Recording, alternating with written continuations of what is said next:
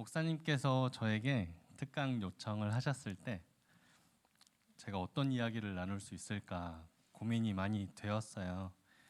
제가 인생에 많은 경험이 있는 것도 아니고 또 이미 자녀분들을 건강하게 양육해내신 선배 부모님들 앞에서 무슨 이야기를 할 수 있을까 고민이 굉장히 많이 되었습니다. 그리고 제가 과연 부모 자녀 관계, 의사소통에 대해서 이야기를 나누고 뭔가 배움을 드릴 수 있는 사람인가라는 고민이 되었어요.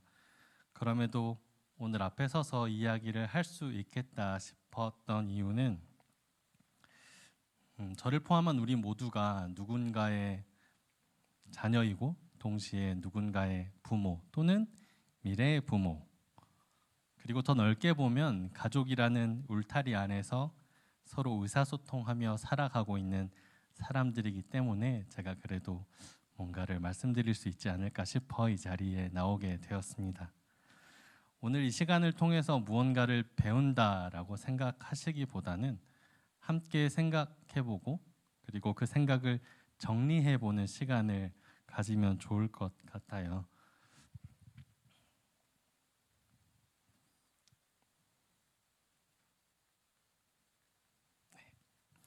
우리 모두는 가족 안에서 다양한 이름으로 불리우죠.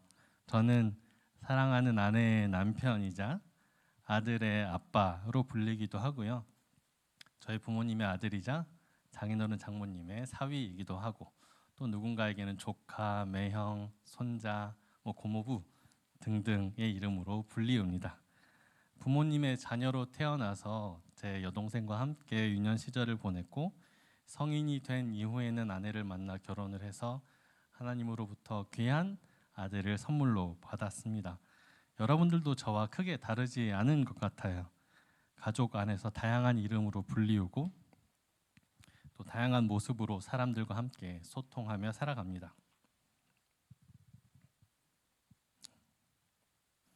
새로운 가정의 시작, 결혼식을 한번 생각해 보시죠.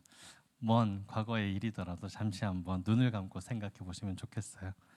사랑하는 사람을 만나서 평생을 함께 살아갈 생각을 하니 너무 행복합니다. 그리고 내 인생에 이렇게 멋지고 아름다운 사람을 만나 결혼할 수 있다니 얼마나 행복한 일인가요? 환상적이죠. 네. 이쯤에서 노래를 한 곡 들어볼게요. 듣는 순간 웃음이 나기도 하고 뭔가 뭉클하기도 합니다. 그 환상적인 결혼 생활에 이어서 환상이 환장으로 바뀌는 데는 그렇게 오랜 시간이 걸리지는 않습니다. 하나의 생명체가 환상적인 부부 사이에 더해지는 순간 환장하게 행복하죠. 너무나 사랑스럽고 눈에 넣어도 아프지 않은 우리 아이. 그런데 아이들은 정말 밝고 에너지가 넘치고 창의적입니다. 출산 이후에 피곤하고 힘든 엄마는 안중에 없어요. 배고프면 울고, 쉬했다고 울고, 졸린다고 울고, 울고 그러다가 가끔 웃고, 그 웃음이 정말 환장할 노릇이죠. 조금씩 커나가는 아이를 보면 이제 말을 하고 잘 걸어 다니니까 살만하다 싶잖아요. 그런데 웬걸 더 창의적이죠. 본인만의 독창적인 생각들을 입으로 말하기 시작합니다. 그런 생활이 반복되면 엄마, 아빠와 자녀는 점점 적 아닌 적이 되어갑니다. 물론 여기 계신 분들이 그렇다는 건 아니고요. 어떤 부모님과 자녀분들은 그렇다라는 이야기예요. 들어오시면서 메모지를 한 장씩 받으셨죠? 거기에 질문이 3개가 제시되어 있어요. 나는 어떤 부모가 되고 싶었나? 내 부모에게 내가 바랬던 것은 무엇인가? 그리고 내가 내 자녀에게 지금 바라는 것은? 이라는 질문이고요. 이 질문들에 한번 본인만의 생각을 작성해 보는 시간을 1분 정도만 가져볼게요. 길게 작성하지 않으셔도 되고요. 정답이 있는 질문도 아닙니다. 혹 작성이 어렵다 싶으신 분들은 눈 감고 생각만 해보셔도 됩니다.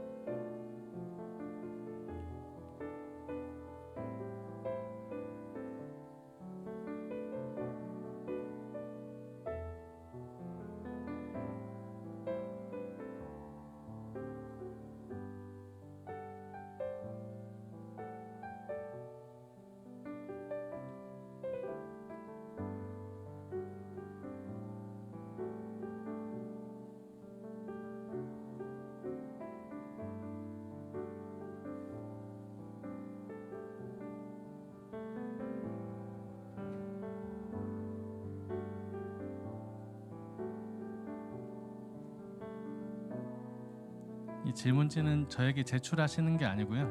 각자 가지고 가시는 거니까 마음 편히 작성하셔도 됩니다.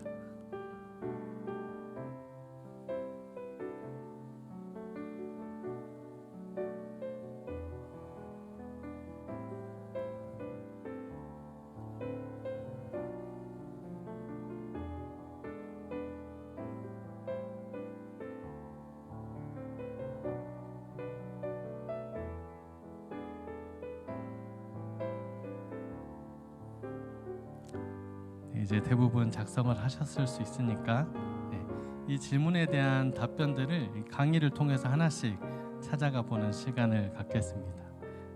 노래를 멈춰주셔도 좋겠습니다. 감사합니다. 자, 그럼 그렇게 키워낸 자녀와 함께 가정이라는 울타리 안에서 서로 오르막길을 걷고 있는데, 그렇게 애지중지 건강하기만 하라고 기도하면서 키웠는데 왜 우리는 그 길에서 서로에게 상처를 줄까요? 부모가 자녀에게 또는 자녀가 부모에게 왜 상처를 줄까요? 우리는 가족을 사랑하지만 가끔은 서로를 향한 말이 상처가 되기도 합니다. 질문을 드릴게요. 사랑하기 때문에 상처를 주면 안 되는 걸까요? 아니면 사랑하기 때문에 오히려 상처를 줄 수밖에 없는 걸까요? 우리는 낯선 사람들에게는 꽤 잘 인내하는 것 같아요. 버스에서 모르는 사람이 어깨를 툭 치고 지나가도 그러려니 하고 넘기고, 직장 상사가 가끔 말도 안 되는 소리를 하더라도 적당히 웃으며 넘어갑니다. 그런데 그 집에 오면 그 모습이 조금 달라지는 것 같아요. 내가 사랑하는 가족 앞에서 날 것으로 반응합니다. 가끔은 참았던 것들이 툭 하고 터지기도 해요. 왜 그럴까요? 낯선 사람 앞에서는 어느 정도 가면을 쓸 수 있는데 사랑하는 가족 앞에서는 그 가면이 벗겨지거든요. 가족이라는 울타리 안에서 우리는 서로에게 가장 깊이 연결되어 있다 보니 편하다는 이유로, 또는 나를 온전히 이 사람이 이해해 줄 것이라는 막연한 생각에 나 그대로의 모습을 보이는 경향이 있어요. 예를 들어 아침에 아빠가 기분 나쁘게 출근을 했습니다. 엄마는 예민해지겠죠? 아이도 쭈뼛해집니다. 아빠는 집을 떠났는데 공기가 바뀌어 있는 거예요. 보엔이라는 학자가 가족 체계 이론에서 정서적 융합 개념에 대한 이야기를 합니다. 이 이론의 내용은 가족은 깊이 연결되어 있기 때문에 서로 다른 구성원에게 감정 상태가 더 강하게 전파된다는 내용이에요.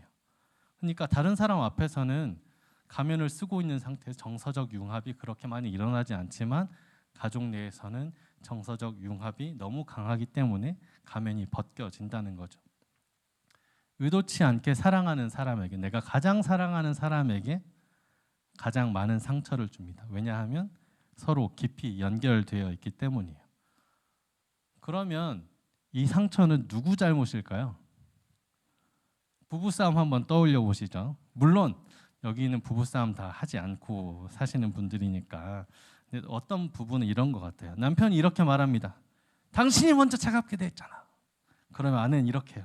당신이 먼저 무시했잖아. 다 틀린 말이 아니죠. 누가 먼저인지 찾다 보면 사실 끝이 없습니다. 그 끝을 찾는 동안 감정의 골은 더욱 깊어집니다. 파국으로 치닫기도 하죠. 부모 자녀 사이도 마찬가지예요. 자녀 입장에서 자녀가 반항하는 건 부모가 먼저 억압을 했기 때문이고, 부모 입장에서는 부모가 억압한 건 아이가 말을 안 들었기 때문이고, 자녀가 말을 안 듣는 건 부모가 자녀의 마음을 몰라줬기 때문이고, 이렇게 계속 돌고 돌아갑니다. 중요한 건 누가 잘못했느냐가 아니라고 생각해요. 지금 우리가 어떤 방향으로 나아가고 있고 그 방향을 바꾸려면 누군가 먼저 다르게 행동을 해야 합니다. 그렇다면 왜 우리는 서툴까요? 누군가 먼저 방향을 바꿔야 하는데 왜 그게 어려울까요? 저는 제 개인적인 이야기를 한번 해볼게요. 저는 저 자신이 꽤 잘 참는, 꽤 인내하는 사람이라고 생각하고 살아왔습니다. 화를 잘 안 낸다고 생각했고요. 그런데 사실 제 아들 때문에 요즘은 그 자신감이 조금 흔들리고 있어요. 여느 부모님이 그러하듯이 제 아들은 너무 사랑스럽습니다. 그리고 제 아들은 올해 초등학교에 입학했어요. 학생이 된 지 어느덧 70일 정도 된 것 같네요.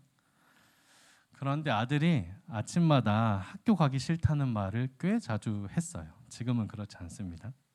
얼마나 힘들겠어요. 새로운 환경에서 새로운 사람들과 하루에 3분의 1 이상의 시간을 보내니까 힘든 것도 이해가 되긴 합니다만 아내도 저도 일을 하는 상황이라 마음의 여유가 없는 날들도 꽤 많았어요.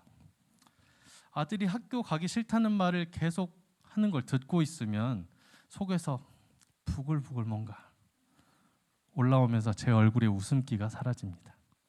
그냥 가면 될 것 같은데 라는 말이 여기까지 차올라요.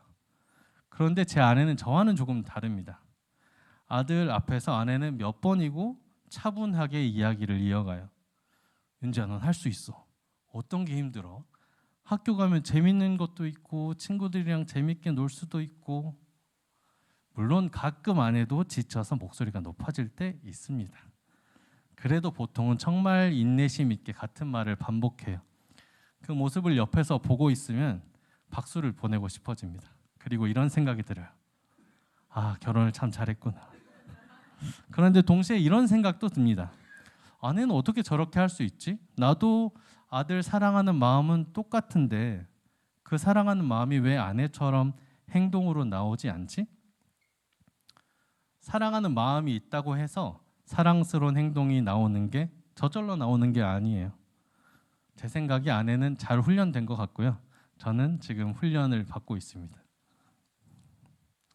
아들 생각을 하면서 제 어린 시절도 한번 생각해 봤어요. 내 부모님은 왜 이렇게 서툴까? 내가 바라는 부모님은 이런 모습인데 왜 저러시지? 저도 어릴 때 부모님께 바랬던 것들이 있었어요. 입 밖으로 꺼내진 않았지만 마음속에 담아두었던 것들이요. 저희 어머니는 저를 주변 사람들과 자주 비교하셨습니다.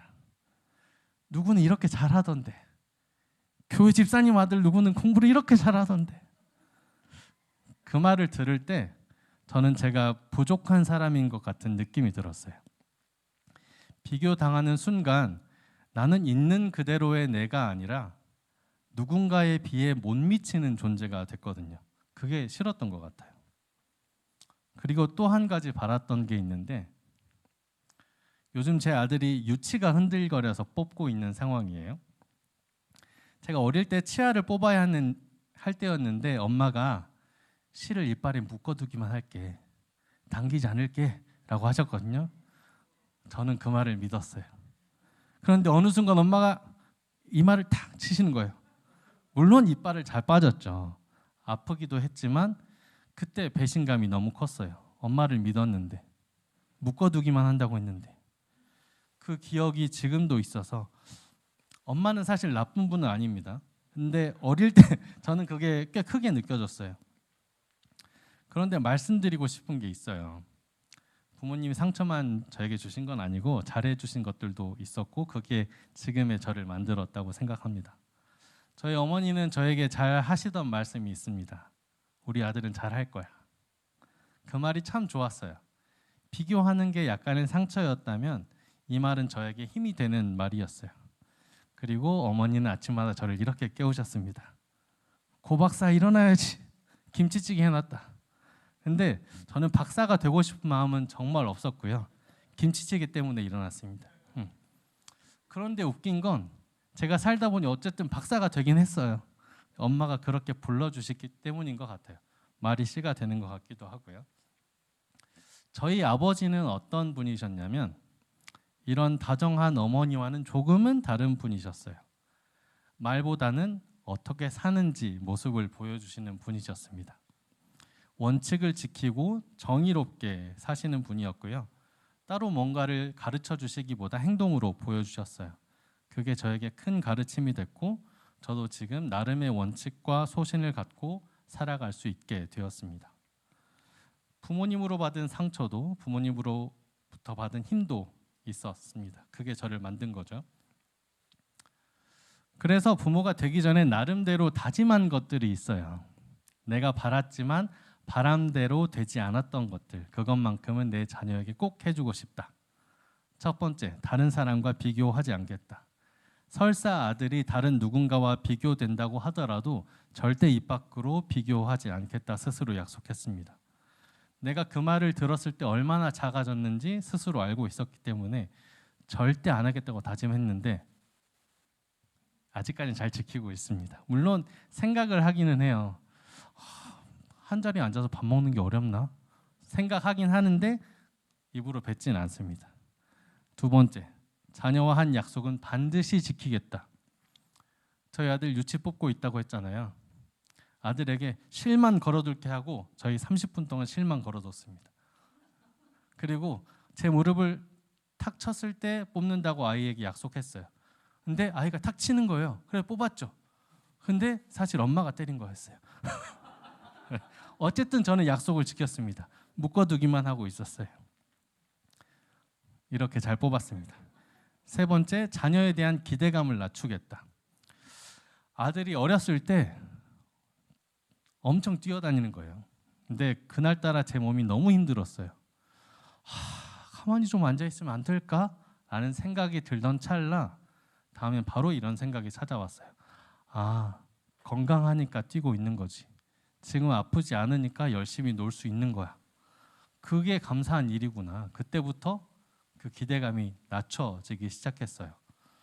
뭔가를 잘하면 좋고 공부 잘하면 좋죠. 근데 오늘 건강하게 숨 쉬고 건강하게 뛰고 밥 잘 먹고 잘 자고 하는 것만으로도 충분히 감사할 수 있게 되었습니다. 세 가지 다짐을 말씀드렸는데 솔직히 말씀드리면 지금도 이 세 가지를 자주 실패하는 것 같아요. 비교하는 생각을 하기도 하고요. 약속을 깜빡하기도 하고 기대가 높아지기도 하지만 매일 다짐하고 매일 실패하는 게 부모인 것 같아요. 몇 주 전에 한 집사님네 가정과 이제 함께 식사를 하면서 이야기를 나누던 중에 집사님의 딸 학교 생활을 말씀해 주셨어요. 학교에서 귀찮게 하는 친구와 어떻게 학교 생활을 하니? 라고 물어봤는데 그 딸이 이렇게 대답했대요. 엄마, 원래 상처 주고 상처 받는 거야. 괜찮아. 이 이야기 듣는데 오늘 강의에서 꼭 써야겠다는 말이 들었어요. 맞아요. 서툰 사람 둘이 만나가지고 한 가정을 꾸리고 살고 처음 자녀 낳아서 기르는데 어떻게 완벽한 모습이겠어요. 자녀도 마찬가지입니다. 인생 처음인데 어떻게 부모님 의도에 딱 맞춰서 살겠어요. 불완전한 사람들이 지지고 볶는 것이 인생인 것 같아요. 그리고 요즘 타투를 많이 하시잖아요. 타투를 좋아하시는 분도 계시고 싫어하는 분들도 계실 텐데 이런 타투는 어떤가요?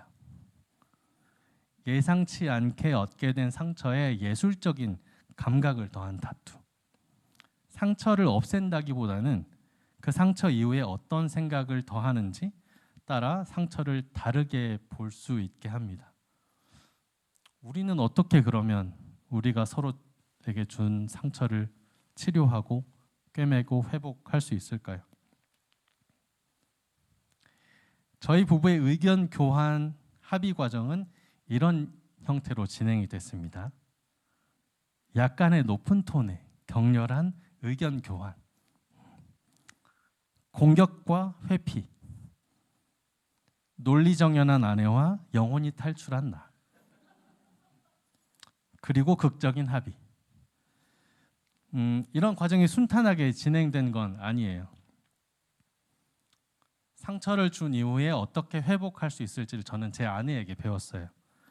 저는 싸우고 나면 오랜 시간 동안 말이 없어지고 생각이 많아지는 사람입니다. 머릿속으로 계속 정리를 하는 거예요. 내가 왜 그랬지? 어디서부터 잘못된 거지? 뭐라고 말해야 할까? 그게 정리가 되어야 입이 열리는 사람입니다. 이런 저와는 반대로 아내는 가능한 한 빨리 화해하기를 원했어요.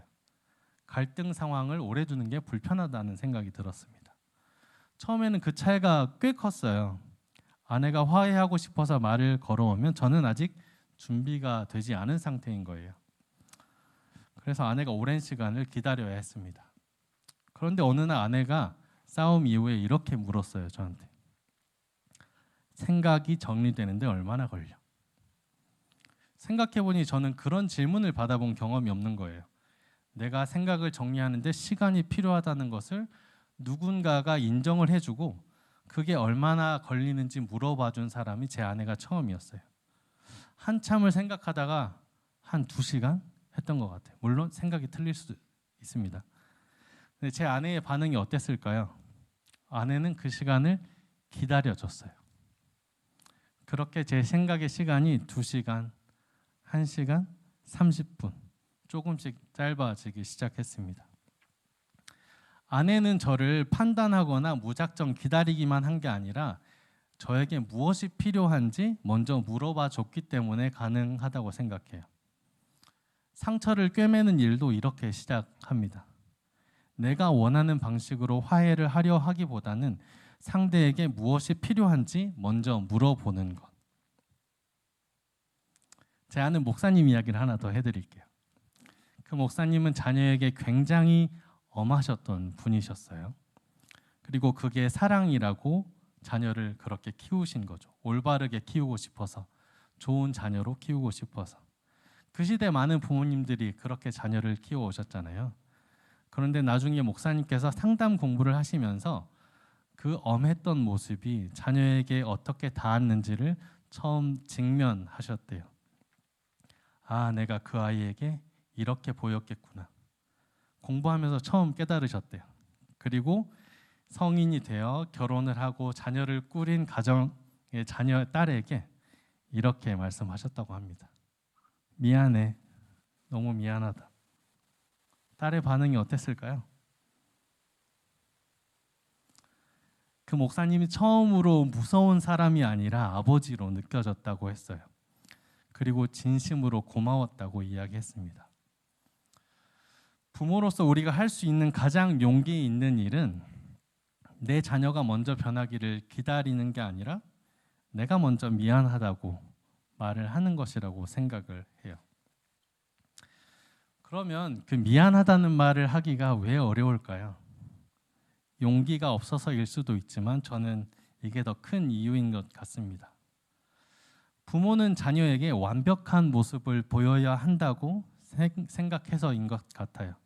흔들리지 않아야 하고 강해야 하고 모든 것을 다 알고 있어야 한다는 생각, 그게 부모답다고 배워왔기 때문입니다.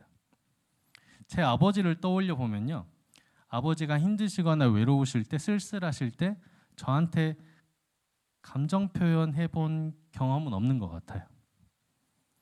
나 오늘 이것 때문에 힘들었어 라는 말을 들어본 기억이 없습니다. 힘드시면 그냥 말이 없어지셨고요, 조용해지셨어요. 그게 제 아버지의 방식이었던 거죠. 아버지가 나쁜 분이셔서 그런 게 아니라 그 세대의 아버지들이 배운 방식이 그런 것이었기 때문이에요. 감정을 표현하는 게 약함으로 여겨졌던 시대였으니까요. 그런데 자녀 입장에서는 어땠을까요? 제 입장에서는 아버지가 조용해지잖아요. 그러면 뭔가 잘못된 것 같다라는 생각이 들었습니다. 아버지가 가끔 감정이 없는 사람처럼 느껴지기도 했고요. 가까이 다가가기 어려운 사람처럼 느껴지기도 했어요. 반대로 이런 상상을 해보면 어때요? 아빠가 퇴근하고 들어와서 자녀에게 이렇게 말한다면, 사실 아빠 오늘 너무 힘들었어. 회사에서 이런 일이 있었거든. 엄마가 사실 오늘 이것 때문에 너무 속상해. 이 한마디가 자녀에게 무엇을 전해주냐면, 아, 아빠도 힘들 때가 있구나. 엄마도 속상할 때가 있구나. 부모님도 나처럼 감정을 느끼는 사람이구나를 자녀가 알게 돼요. 물론 개인의 성향에 따라 다 다를 수 있고 제 경우에는 그랬다는 거예요. 완벽한 부모가 아니라 감정이 있는 사람으로 보이는 것, 그게 오히려 자녀에게 훨씬 더 가까운 부모가 될 수 있는 방법일 수 있습니다. 그러니까 미안하다거나 힘들다는 말이 결국은 나도 완벽하지 않은 사람이야 라는 고백이거든요. 그 고백이 관계의 문을 열 수 있다고 생각합니다. 지금까지는 주로 부모님 입장에서 이야기했는데 우리 모두는 동시에 누군가의 자녀이기도 하죠. 지하철역에 어떤 시민께서 공모작으로 제출한 시를 한번 읽어드릴게요. 잘 안 보이실 텐데. 평영 발차기를 처음 배운 날 선생님이 재능 있다고 칭찬해줬다. 수업이 끝나고 엄마에게 전화를 걸어 첫 번째로 들어왔다고 자랑했다. 진짜? 어릴 때 시켜주지 못해서 미안해. 어쩌면 수영 선수가 될 수도 있었을 텐데. 아, 엄마는 모든 게 다 미안하구나.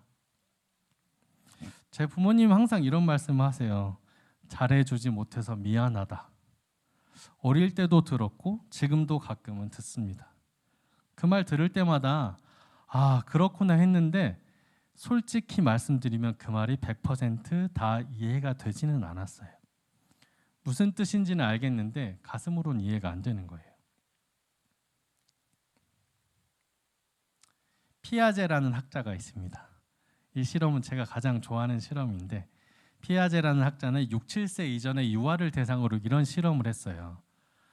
유아가 앉아 있고 그 반대편에는 인형이 있습니다.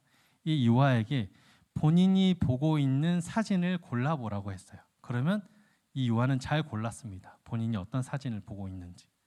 근데 반대로 인형이 어떤 사진을 보고 있을까라고 보기를 줬어요. 그러면 이 유아는 인형이 보고 있는 사진 말고 본인이 보고 있는 사진을 골라요. 인형이 본인과 동일한 것을 보고 있다고 여기는 거죠. 이걸 제 상황으로 대입해 보면 저는 아이를 낳기 전이었기 때문에 부모님의 상황과 환경, 부모님이 하신 말씀들을 온전히 이해할 수가 없었던 거예요. 그래서 잘해주지 못해서 미안하다는 말이 이런 마음이었구나. 더 잘해주고 싶은데 못해주는 것 같아서 미안하다는 말이구나. 사랑의 서툰 표현이구나 라는 게 비로소 자녀를 낳은 이후에 저는 이해가 되었습니다. 그런데 있잖아요. 중요한 건 머리로 이해한다고 해서 그 상처가 사라지지는 않습니다. 이해와 치유는 전혀 다른 문제거든요. 상처가 회복되려면 가능하다면 부모님으로부터 진실한 사과가 있어야겠고 반대로 자녀도 부모님에게 진실한 사과가 있어야겠죠. 혹시 그런 자리를 만들기 어렵다면 또는 부모님께서 이미 하늘나라에 가 계시다면 그때는 성인이 된 내가 스스로 그 치유의 과정을 걸어가야 해요. 내가 어릴 때 받은 언어가 무엇이었는지 직면하고 내 자녀에게는 다른 언어를 사용하기 위해서 의식적으로 노력하는 것. 그 상처를 바라보는 눈이 달라질 때 내 자녀에게는 다른 언어를 쓸 수 있게 됩니다. 오늘 이 자리에 앉아 계신 분들 보면 그런 생각이 들었어요. 우리 어머니, 아버지 세대 그리고 그 위 세대의 어른들도 본인 나름대로는 최선의 삶을 살아내셨던 것 같아요. 말이 없고 무뚝뚝해도 엄했어도 그 안에 자녀를 향한 사랑이 없었던 건 아니죠. 그 시대의 방법대로 그 시대의 언어로 최선을 다하셨던 겁니다. 그리고 여기에 계신 부모님들보다 그 이전 세대의 부모님들도 본인의 최선을 다하셨을 거예요. 저는 사랑은 가족은 그리고 세대는 계속 나아진다고 생각하는 사람입니다. 요즘 부모님들은 어떠신가요? 자녀와 더 많은 이야기를 하려고 노력하시고 더 많은 시간 함께 하려고 노력하십니다. 여전히 불완전하고 부족하지만 조금씩 나아지고 있고 그걸로 충분하다고 생각돼요. 또 한 가지 더 나은 부모-자녀 관계를 만들기 위해 좋은 지지 체계를 우리는 갖고 있다고 저는 생각합니다. 부모 노릇이 힘들다는 이야기를 하잖아요. 자녀와 어떻게 의사소통해야 할지 모르겠다라는 이야기. 그리고 엄마들은 조금 더 잘 하시는 것 같아요. 전화로도 하고 단톡방에서도 하고 카페에서도 하고. 아빠들은 어떤가요? 아빠들은 어떻게 자녀와 의사소통하는지 이야기할 수 있는 공간이 그렇게 많지는 않습니다. 고민이 있더라도 그냥 묵묵히 자신의 삶을 살아나갑니다. 그런데 교회에서 3040 모임을 하면서 그런 이야기들을 자연스럽게 나눌 수 있게 됐어요. 교회의 지원과 지지 덕분에 함께 캠핑도 가고 식사도 하고 각 가정의 이야기를 나누기도 했고요. 자녀와 어떻게 소통하는지 서로 보고 들을 수 있었습니다. 아픔도 기쁨도 고민도 함께 나눴고 서로를 위해 기도도 할 수 있었어요. 서로를 존중하고 배려하는 분들과 함께 다른 사람들이 어떻게 행동하는지 어떻게 의사소통하는지를 보고 듣게 되었고 서로의 고민을 나누는 그런 느슨한 관계 속에서 건강한 의사소통을 할 수 있었습니다. 강의를 마무리하기 전에 이제 노래 한 곡을 더 들어보려고 해요. 양희은 선생님의 엄마가 딸에게라는 노래를 평범한 어머니 두 분께서 각자의 딸에게 부른 노래입니다. 함께 들어보시죠. 이게 하고 싶은 말들이 가사로 쓰여서 나오는데 결국 마지막 의미는 사랑한다는 것 같아요.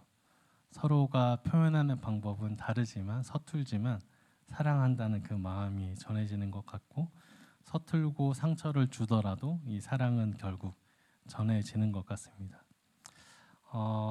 강의 처음에 작성하셨던 질문지를 한번 꺼내서 보시겠어요?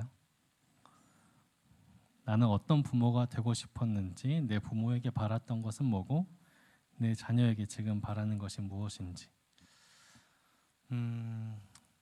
그 바라는 것들을 한번 보시고 제 강의 시간 동안 말씀드렸던 내용 중에 하나라도 한번 시도해보는 건 좋은 것 같아요.